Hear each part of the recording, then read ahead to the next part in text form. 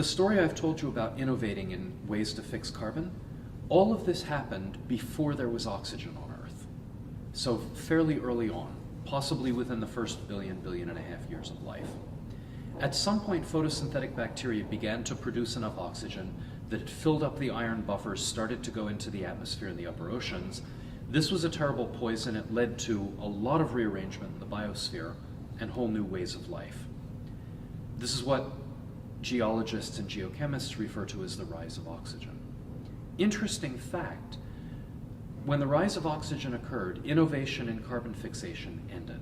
We do not know of any further innovations that happened after that. We know of a lot of innovations in ways to steal carbon from your neighbor, because now if you can steal it, you can breathe air and you can use it as an energy source. So ecology went wild at that time. But the nature of our tree of metabolic pathways completely changes.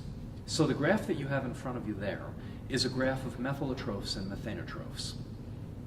This is a pathway by which organisms can take methane that somebody else made, and with oxygen they can respire it to carbon dioxide and get both building materials and energy.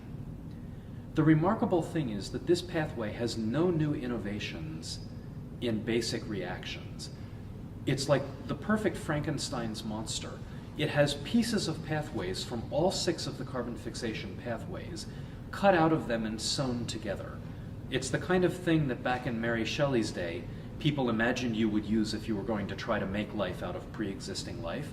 The amazing thing is, this was done at the level of pathway segments by this remarkable group of proteobacteria.